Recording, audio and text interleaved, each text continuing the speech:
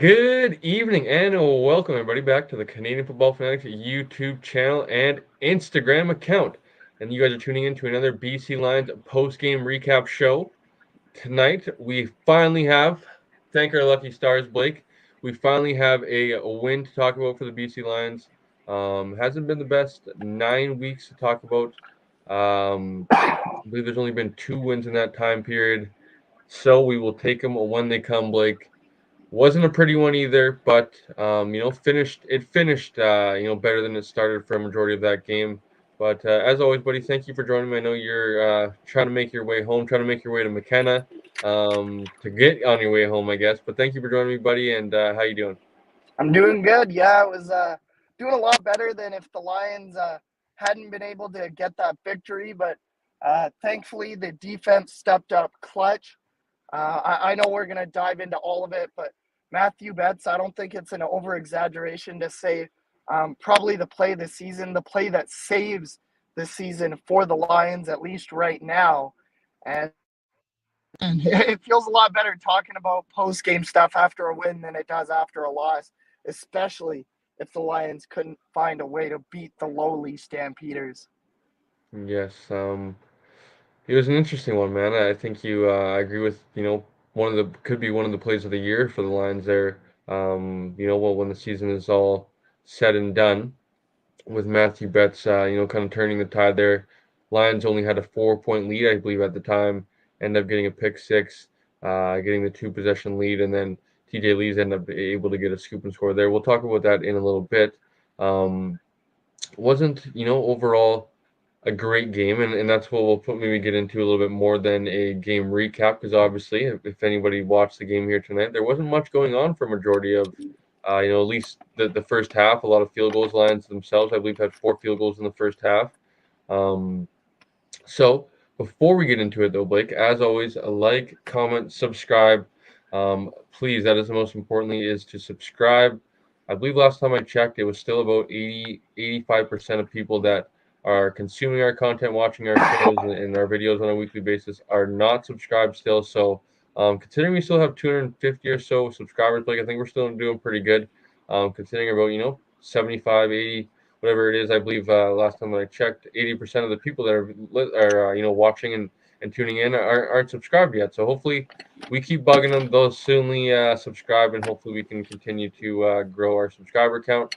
We're doing quite well on Instagram and Twitter as well, closing in on 1,100 on Instagram, and then Twitter we're doing all right as well. And as always, you can find us at Canadian Football Fanatics and at _CF Fanatics on Twitter. So Blake, let's get into it, buddy.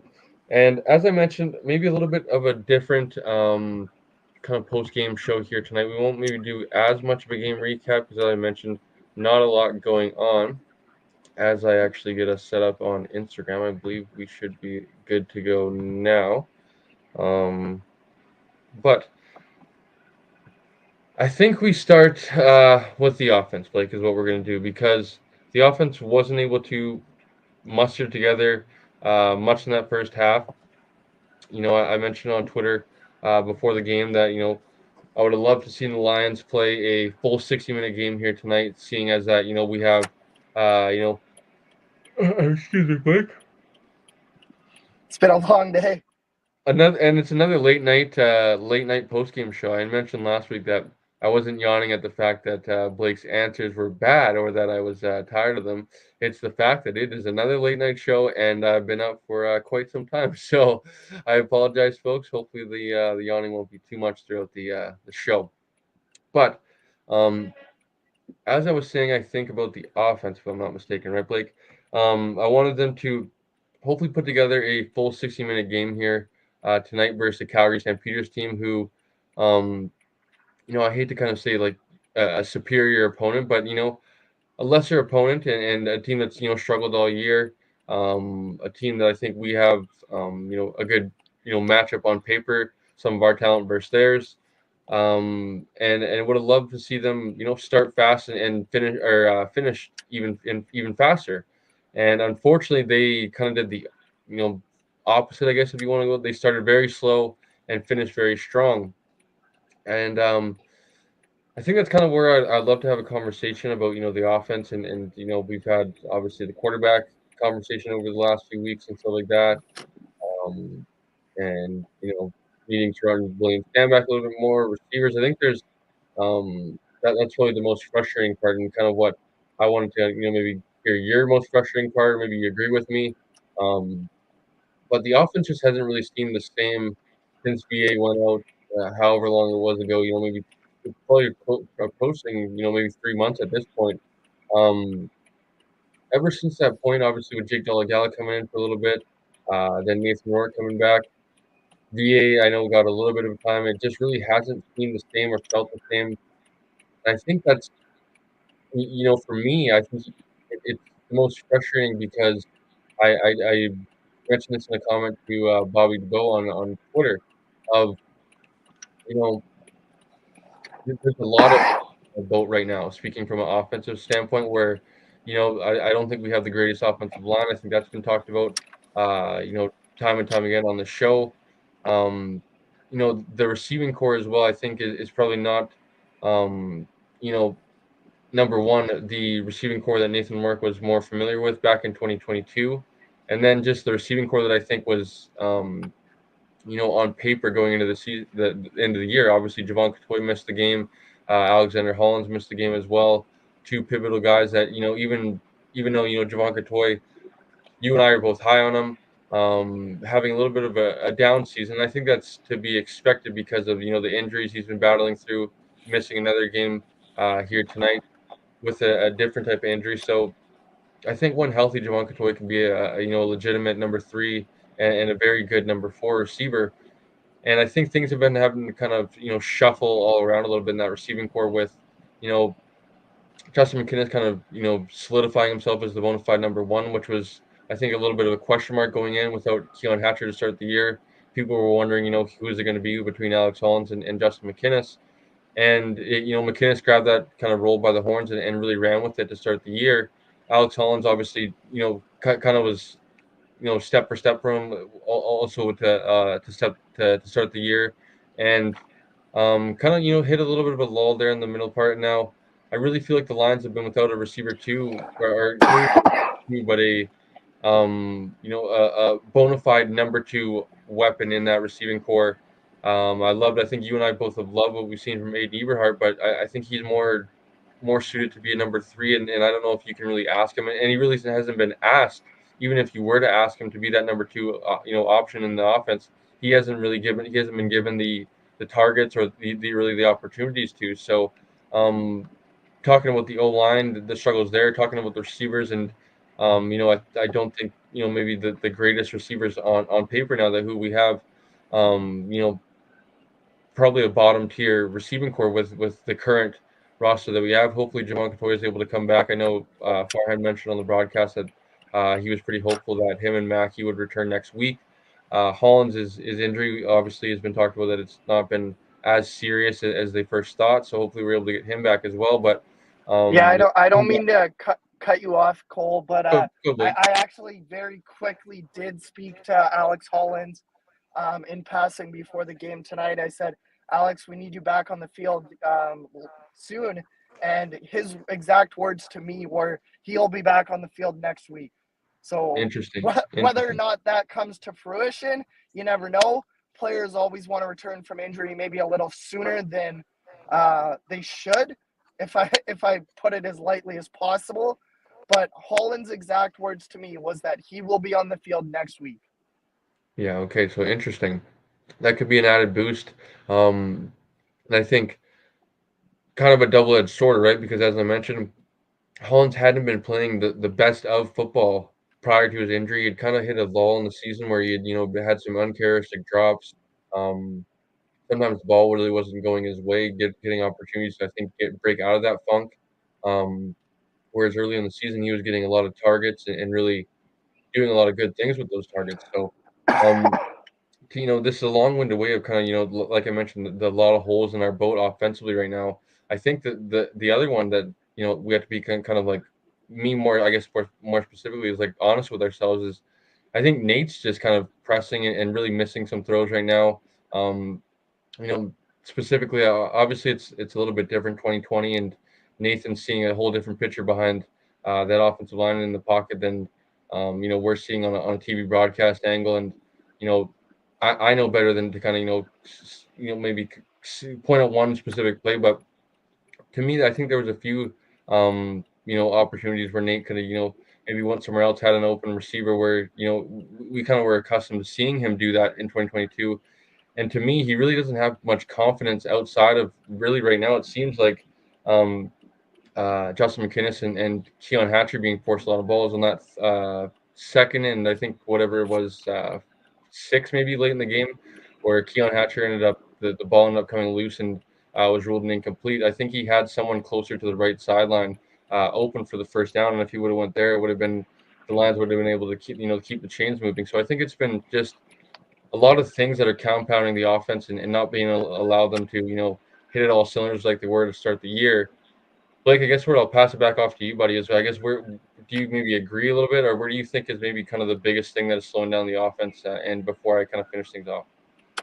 Yeah, no, it's I think it's a lot of things really. It's frustrating to say the least because it's like at halftime I saw a few different people calling for Nathan to get pulled similarly to how he did in the Toronto game. I don't think that was the right move for the simple fact that like he can only do so much. He was 10 for 11 in that first half with sorry, the only incompletion was the Stanley Berryhill drop. And it's like he's 10 for 11, but in that 10 for 11, he only threw for 75 yards. And it's like I think if you're throwing for 75 yards and you're 10 for 11, I think that's more on the OC than it is against anyone else for the BC Lions. I mean, it really tells me that you're throwing a lot of check down routes. I think you're not seeing the deep ball as well as maybe you should.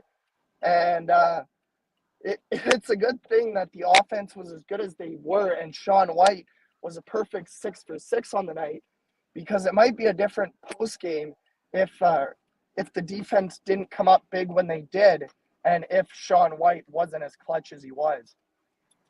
Yeah, I don't remember if it was Farhan and Glenn Suter that mentioned it on the play-by-play, or if it was Diego Sanchez in the panel back on TSN at halftime that mentioned that they were obviously asking the questions, and that's why I hated the fact that Rick Campbell did this, because now it kind of sets a precedent that anytime Nate struggles, it's really not needed in a time where the Lions are already struggling in multiple ways, where you just don't need to be added ask questions of oh, Nathan's struggling, like are you gonna go to VA? It's like, no, like I understand the question and I understand the wanting to go to VA because the Lions are struggling, but it's like they've made their bed. There's no team in history has ever had success in a two quarterback system, and it's not going to happen this one rare time. They get along, which is fantastic because there's no turmoil, there's no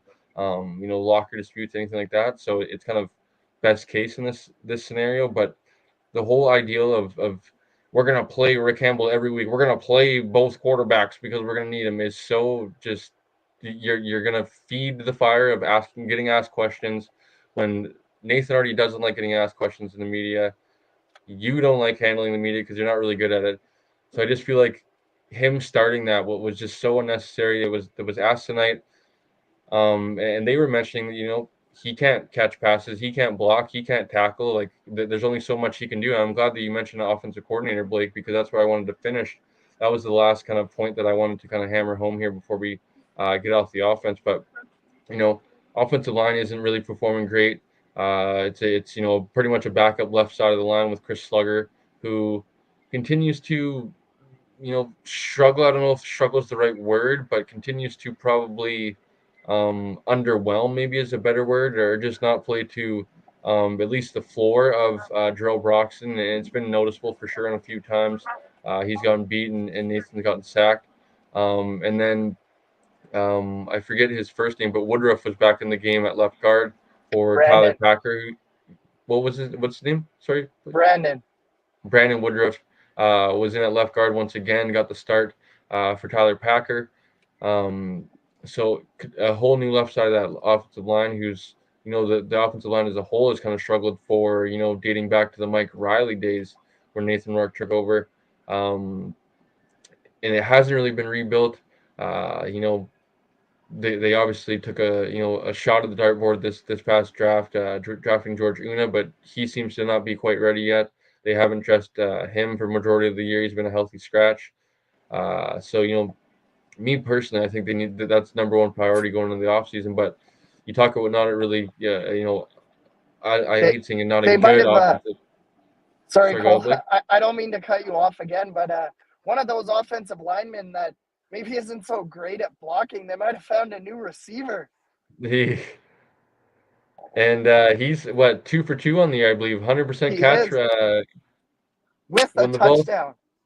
when the ball is thrown his way, Andrew Pearson comes down with it, and I believe he's 2 for 2 catching the ball, but he's also 2 for 2 on moving the chains, if I'm not mistaken, Blake. So I love to see that. That was a good, actually. That was probably the highlight of the game, honestly, which is pretty sad to say until the fourth quarter there. Matthew Betts changed things a little bit.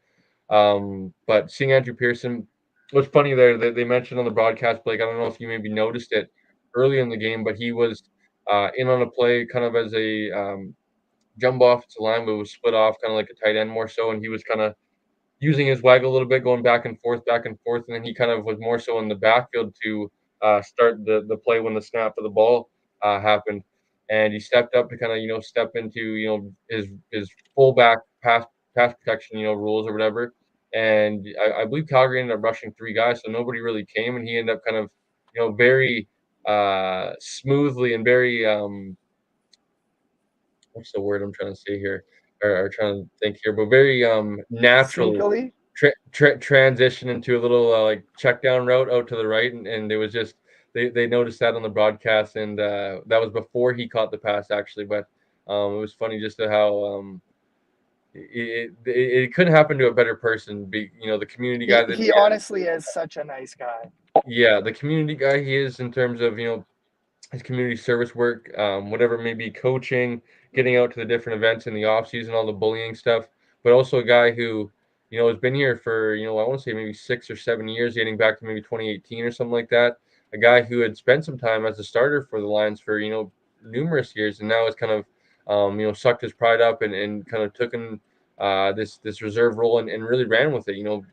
When his number called, there's no sulking or fucking injuries. I should be in there, kind of thing. He's really just embraced his role and ran with it. I'm actually honestly probably not. We shouldn't be surprised. Any offensive lineman that says they're going to get the ball or there's a chance they're going to get the ball, I'm sure he's going to jump at that opportunity rather than maybe the traditional offensive line. But like I said, it couldn't happen to a better person. And just rooting for Andrew Pearson. He's I think I speak for both of us. One of my favorites, not only BC Lions but just humans and football players for sure in the league.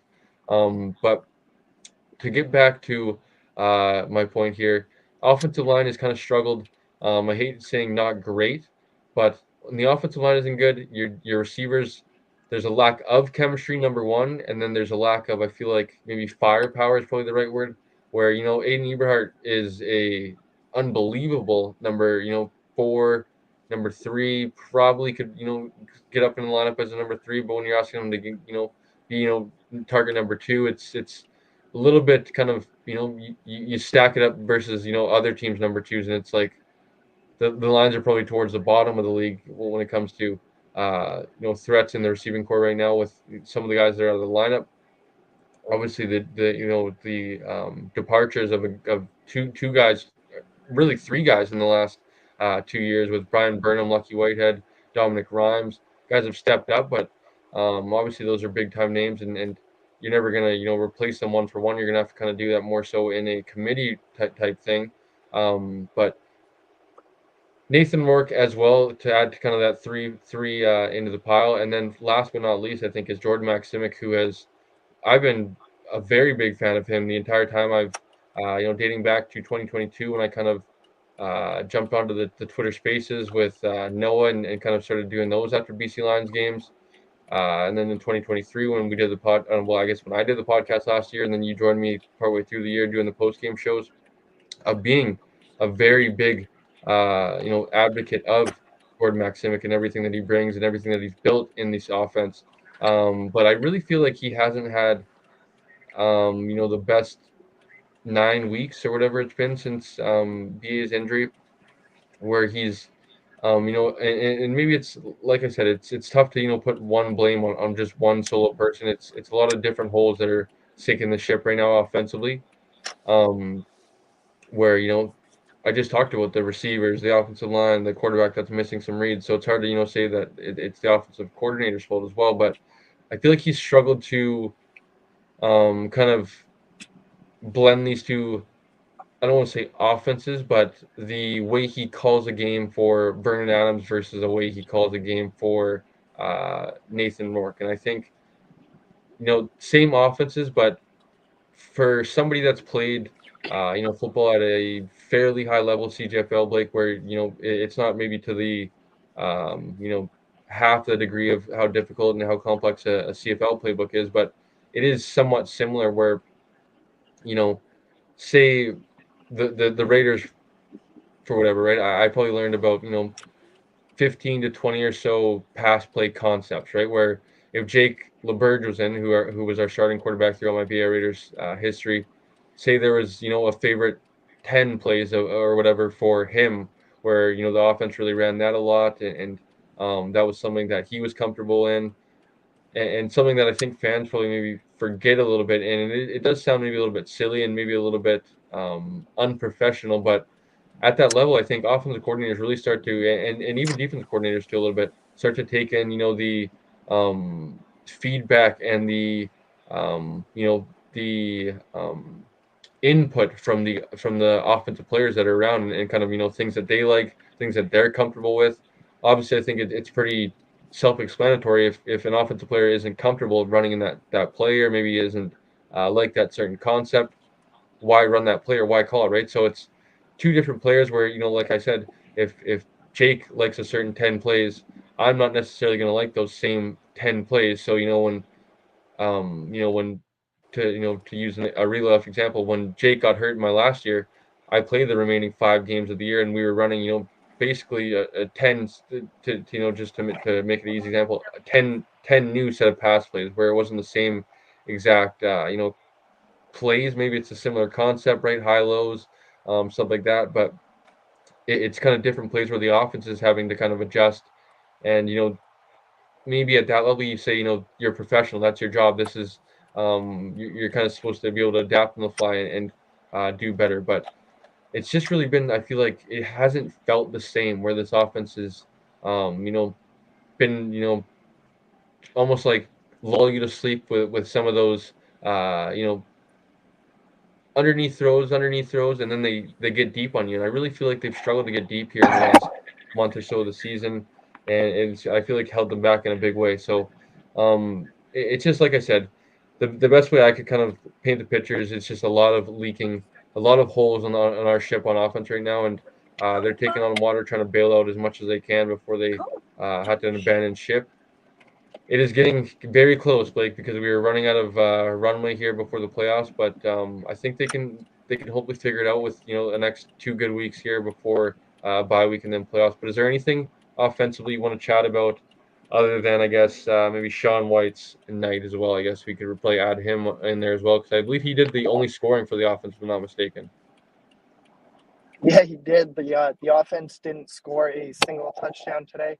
The only thing that I wanted to say, and I was gonna say this even earlier on in the game, like end of the third quarter, beginning of the fourth quarter, before of course the defense came up clutch and made those plays, is that the Lions, to me, like, I think their biggest problem is they're not playing as a team, and people might be like, Blake, what do you mean? Like, they are a team, like offense, defense, special teams, but like I don't think the offense really trusts the defense if they're playing well to get that big stop, and vice versa, where if the defense maybe isn't having their best game, they've given up 15, 20 points. I mean, that's exactly what they ended up giving up tonight, but 15, 20 points, whatever, they don't necessarily have faith in the offense to be able to correct that and be able to outscore them having a bad game. And I think it's even very similar for the special teams, where like we've talked about all season long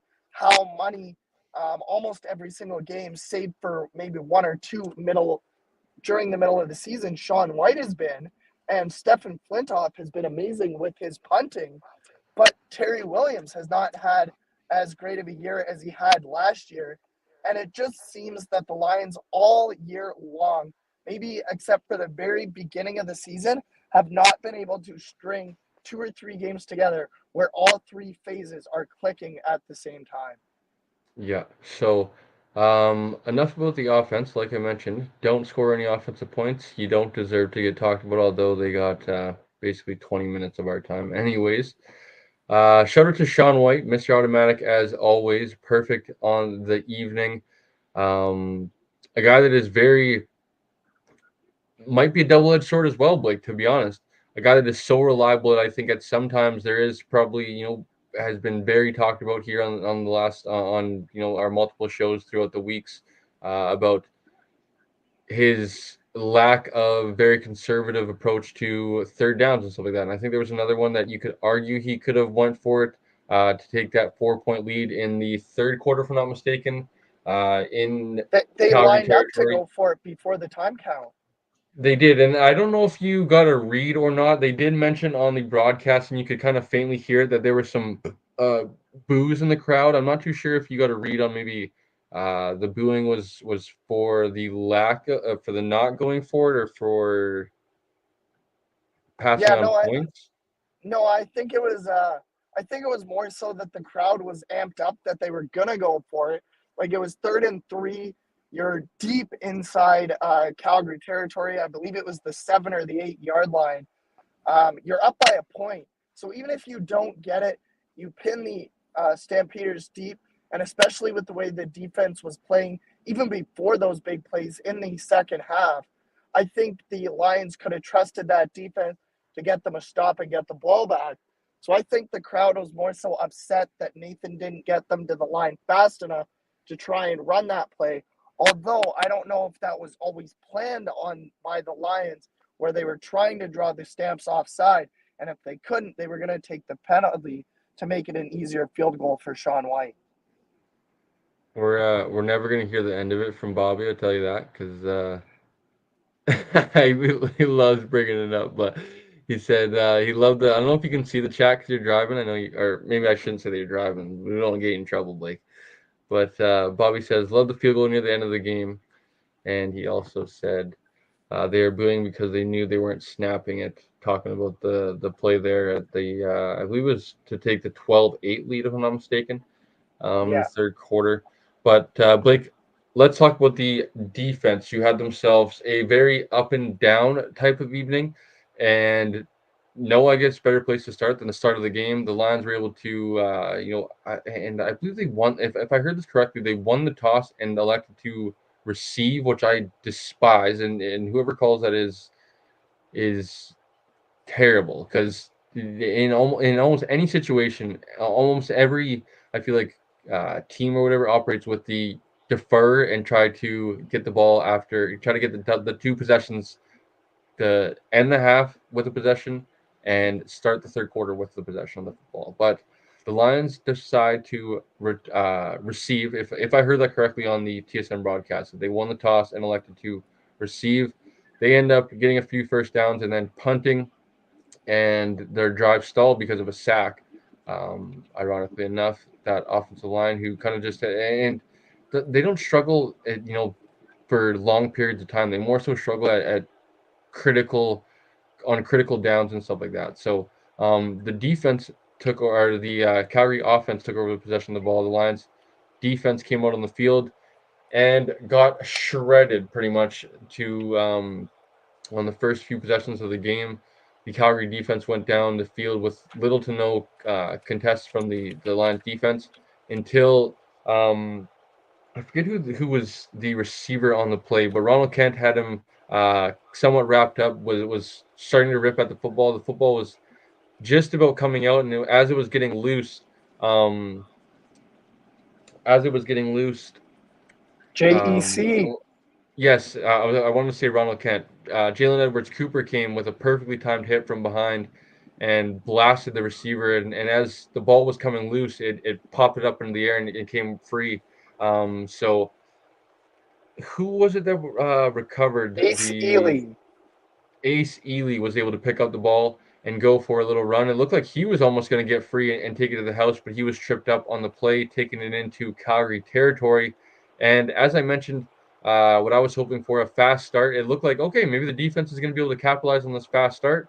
And the Lions end up doing nothing with it outside of, I believe they got a first down and then I'm kicking a field goal. Kind of really deflated the balloon, if you will, and really just let the air out of the place once again. It seemed like, Blake, I guess maybe this is a kind of a decent time to slide this in. It did not seem like a very good night in terms of attendance. I know you mentioned the Canucks before we went live here. The Canucks were playing Edmonton that night. A lot of people wanting to see that close to regular season roster Edmonton Oilers, as well as the Vancouver Canucks close to regular season roster. But it didn't look like there was a lot of people in the house. How was the atmosphere in there? And kind of, I would imagine, probably even more flat as the game wasn't going the greatest throughout the first half there. Yeah, the atmosphere wasn't super great for a majority of that game.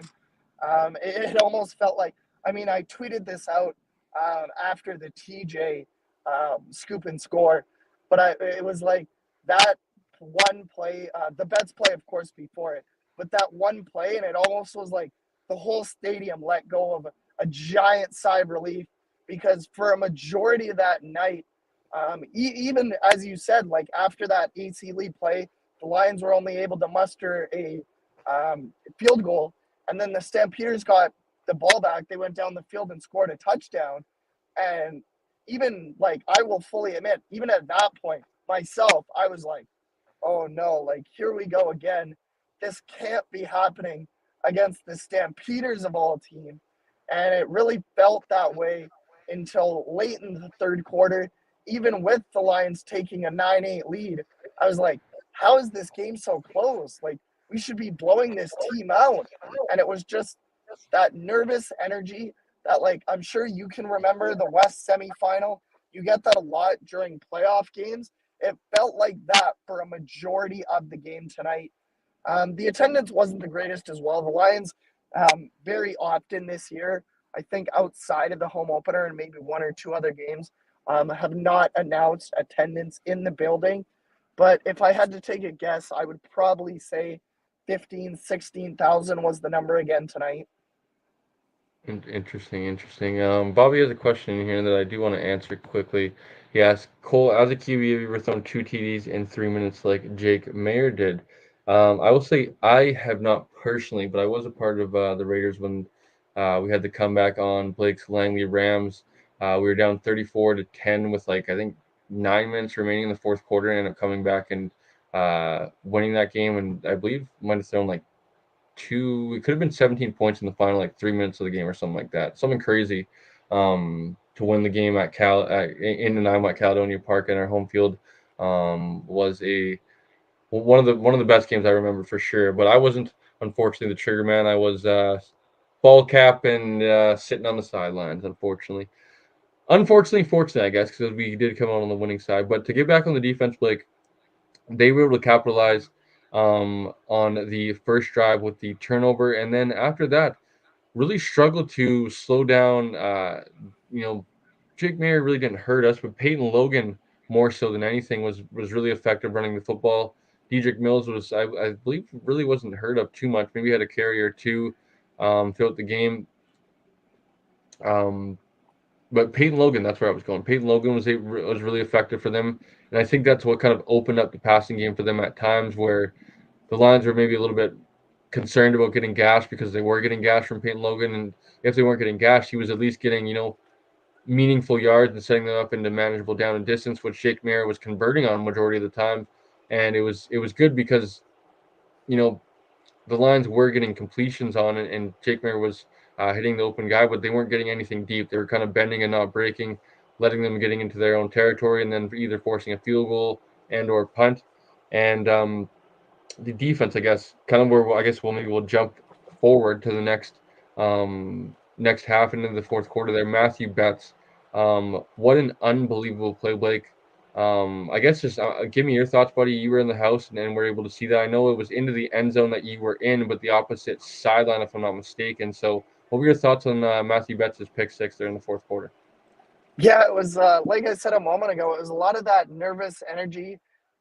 It was 12-8 at the time. The Lions had just kicked that fourth field goal. The Stampeders were driving, and I turned to my seatmate because, as you said, Peyton Logan was doing what he did most of the night and was kind of carving up the Lions. He got a first down on that drive. I believe Mayer threw for another first down, and the Stampeders were driving into Lions territory, and I turned to my seatmate and I was like, well, I guess hold them to three. And literally, as soon as I do that, Mayer tries to set up a screenplay. I see Matthew Betts jump up, make the interception, and I saw that it was really between Betts and Jake Mayer with a path to the end zone. I knew that Mayer wasn't going to catch Betts, and it was just a huge sigh of relief when he finally crossed the end zone. The Lions sideline went absolutely insane. VA, he's just such a team guy. He went absolutely insane. He was one of the first guys off the sideline to go greet Matthew Betts, and it was an unbelievable play for Betts rather to notice the screen, fall back, not rush Mayer, jump up, make the interception, and then being 60 pounds heavier than Jake Mayer and still outrun him 70 yards to the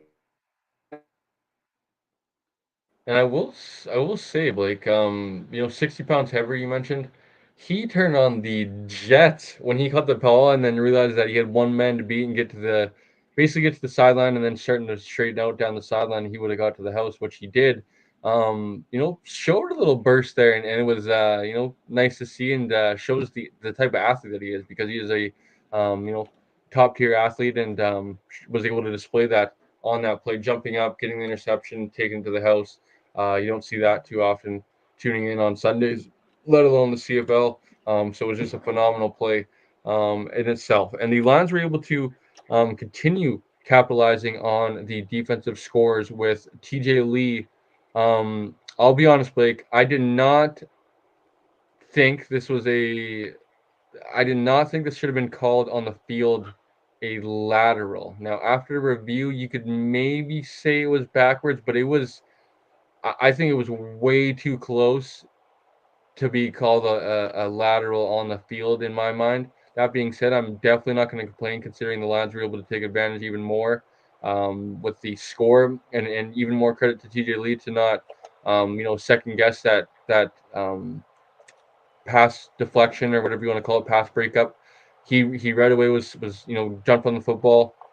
If that did get batted down, and then he kind of stopped for a second or froze, and wasn't able to simultaneously pick it up and recover it. Who knows what could have happened on the review, and they might have just gave the Lions the ball right where that ball got, I guess, dead, or maybe they even would have even give back to Calgary.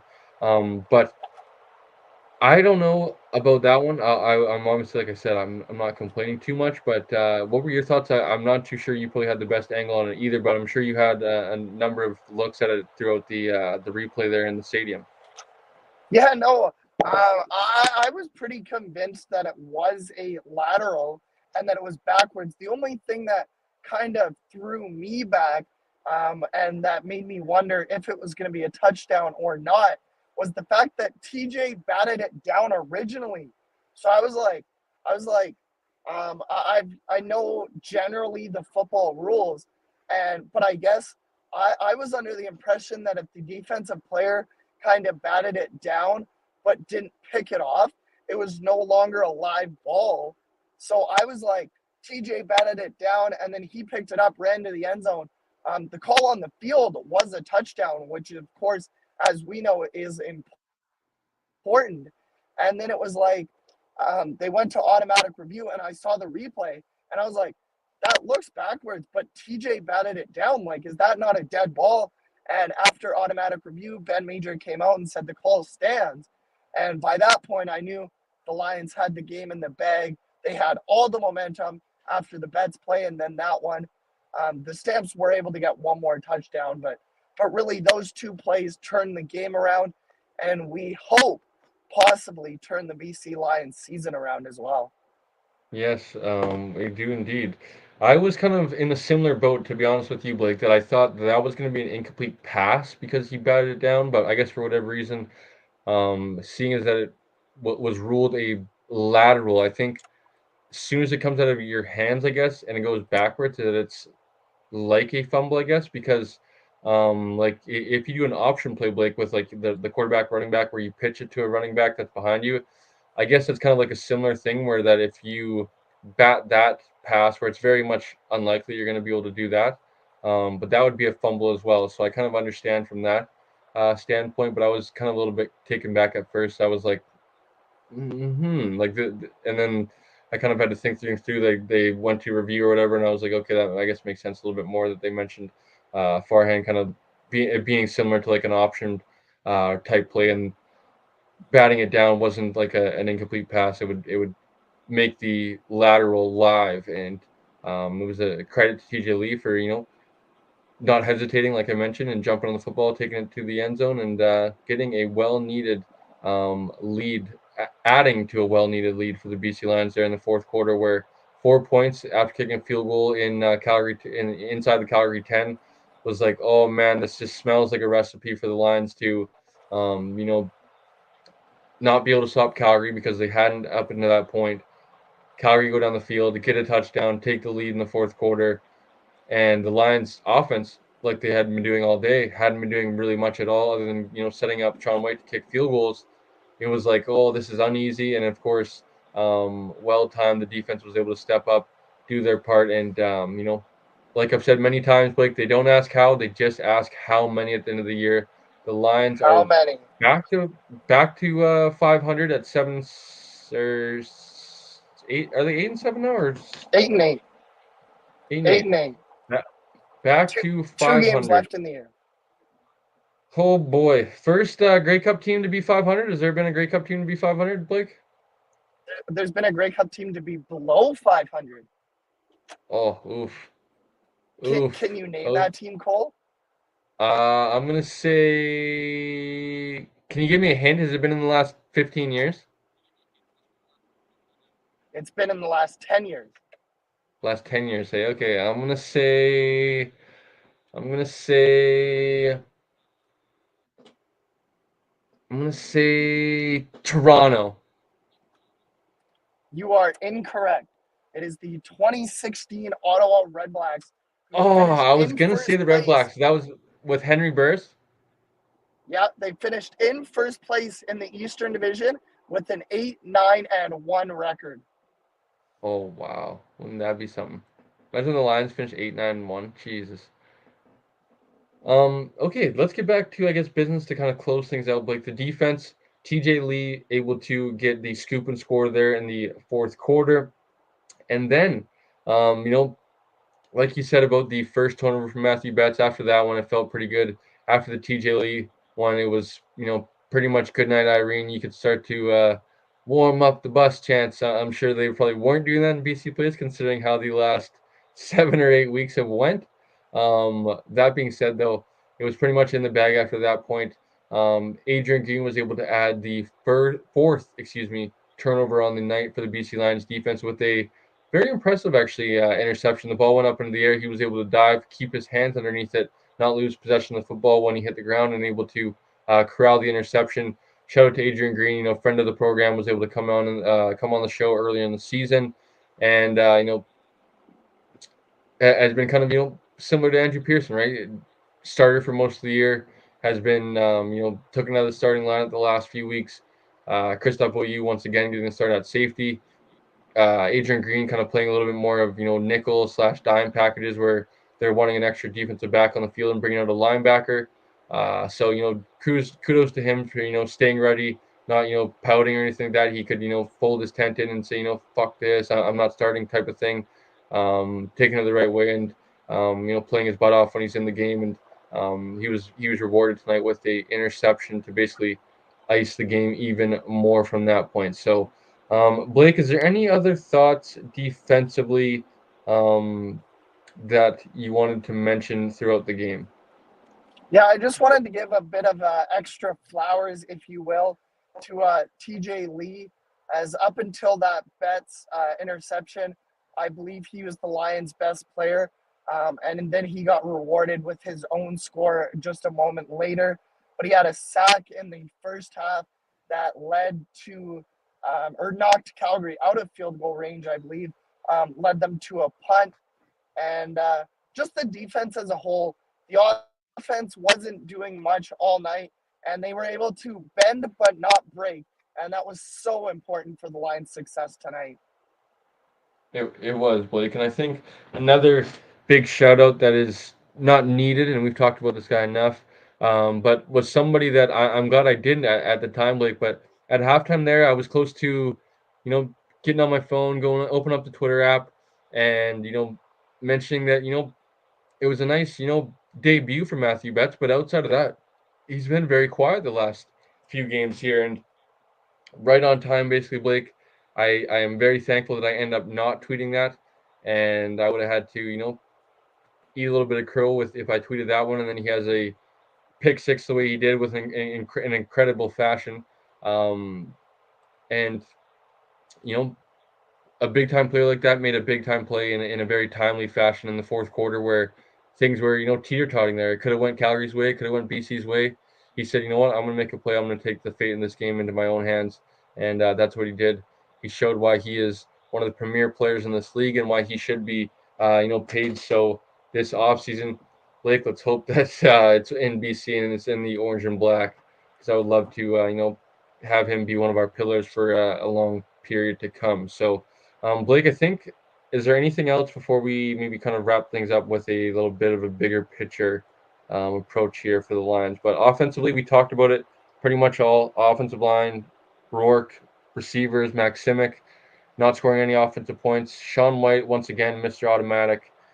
6 for 6 was his final numbers, Blake, or was it 7 for 7? It I was, can't yeah, remember. 6 for 6. 6 for 6, once again, just so He ended up reliable. outscoring the entire Stampeders team. I love it. So even with Sean White, look at that. Hey, it was just coincidence tonight, Blake, that I put Sean White on the little thumbnail slash the post that we put out for the show tonight. His night once again. I believe it's maybe second time this year going 6 for 6. I want to say maybe a Calgary game at home earlier in the year. He went. Um, he put together a pretty good run, or maybe it was 5 for 5. I can't remember exactly, but offensively we talked about it. Special teams we covered it. Shout out to Stephen Flintoff as well, playing very well.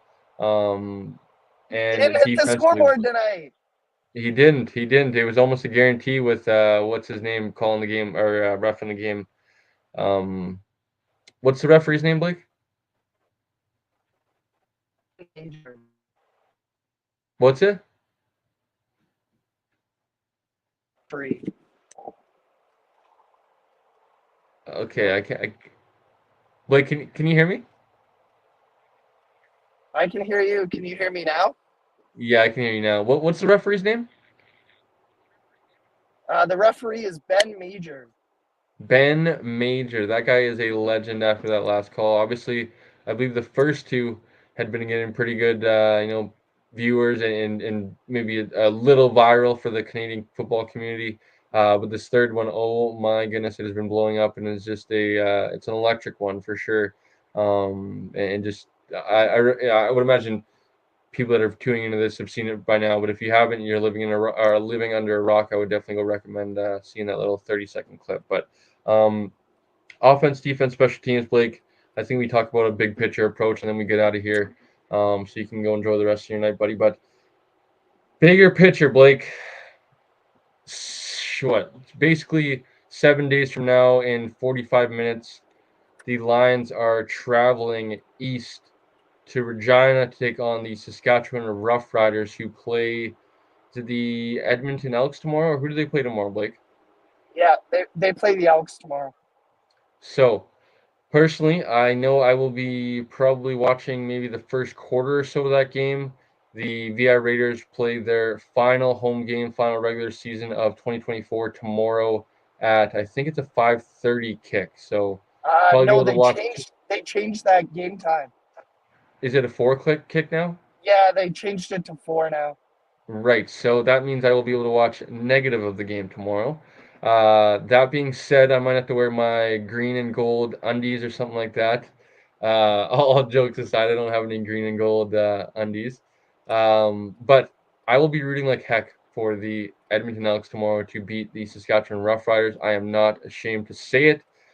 I do not want to. I want to go to a West semifinal. I do not want to watch the West semifinal on TV, especially having the Lions go to Regina. I would just feel like, man, that is just not that the Lions. Shane does a good job of putting a little bit more faith in us when he says, you can't say never when it, comes to the Lions struggling and getting in the playoffs. That they can never go into Saskatchewan or Winnipeg and win, because obviously that's why they play the games on any given Sundays type stuff. But I think what we're trying to more so say is like our confidence level would go down, and in that situation where we were a third place team, my confidence level would be very low in terms of going on the road and getting a victory, especially in Saskatchewan, where this team has been trending probably in the right direction, or at least in a better direction than us in the last few weeks here. At least getting a little bit more traction under them. Although you could argue that the Lions getting a victory in Touchdown Pacific, then Montreal is kind of what Saskatchewan is doing right now after losing 7 or whatever games it was. Blake, what are your thoughts? We don't have to pick anything till Wednesday, which is good. But I would say you, but I would say we is probably perfectly honest. We have struggled with having a lot of confidence in picking the BC Lions in the last few weeks. What's your confidence level going into the week and then picking the Lions next week? Obviously, like I said, you don't have to pick or anything like that till Wednesday. But what are your early thoughts thinking about the matchup next week? That's going to be a huge one that pretty much decide. It's going to decide who's going to be second place, who's going to finish, or who's going to host the West semifinal essentially. Yeah, no, it's my confidence is better than what it was going into this game, and I know the Lions only beat Calgary, and if we're being honest, they did it because their kicker and their defense. It wasn't anything that their offense did. But we've seen teams that have kind of gone through mid-season slumps. All they need is one win to try and sort of get that momentum back. Saskatchewan is a perfect example by that. They beat the Stampeders 2 weeks ago. They beat Ottawa last week. If they beat Edmonton tomorrow, which of course we hope they don't, but if they do, they're going into that game against the Lions on a 3-game winning streak. Montreal is another team that's kind of been like that. Toronto as well. So momentum in the CFL is a funny thing, and I think the Lions just really needed to learn how to win again. They know what it feels like. They know what they need to do, and I believe that they can go into Saskatchewan and it's going to be a really close game, but I'm not going to predict a winner just yet. I agree. Let's save that for Wednesday. Let's save it for after we see a little bit of the injury report throughout the week. Hopefully, we have guys like David Mackey, Javon Toy, maybe an Alex Hollins. Maybe just maybe, folks. You guys heard it here first from one insider from CFF, Blake Milton, saying that breaking news. No, I'm just kidding, Blake. We're not gonna put your name to anything quite yet. But insider, folks, you never know what you might hear here on the post game show with Blake and I getting a little bit of it. No, I'm just kidding. But hopefully, Blake, honestly, we need to get some reinforcements back, number one, and we need to, I think, go into Saskatchewan with a little bit of confidence. I know probably not. Uh, it's feeling like especially offensive, like man, they didn't really do much on the school project, if that's maybe what you want to say with the kicker or with our special teams doing more so the work and same with the defense, like you said. But I think they need to go in there with some confidence and play like, that they're feeling themselves a little bit and have that swagger instead of, waiting for things to go wrong. And I feel like almost not playing to, their potential and full speed is maybe the right word, where just go play fast, free, and physical, and really not second guess yourselves by any means. Be confident in your preparation. Be confident in your ability, because the Lions are a good team.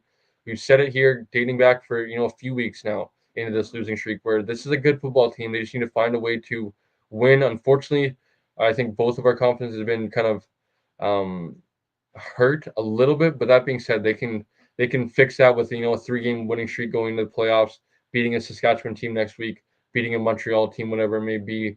in the Week 20 matchup.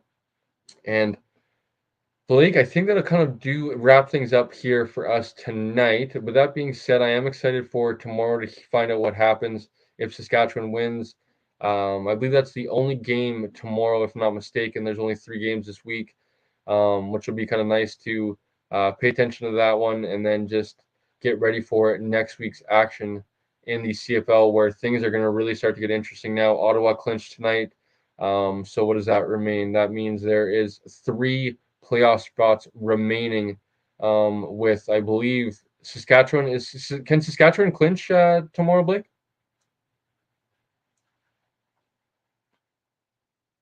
Blake, you're muted if you're talking. Could be driving too. Yeah, no, sorry, Cole. I forgot I was muted there for a second. All, I was dropping the girlfriend off.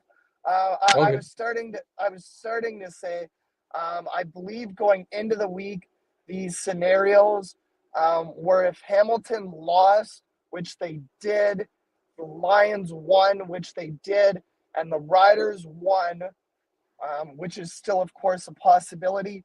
The Riders, so with the Hamilton loss, the Red Blacks clinched.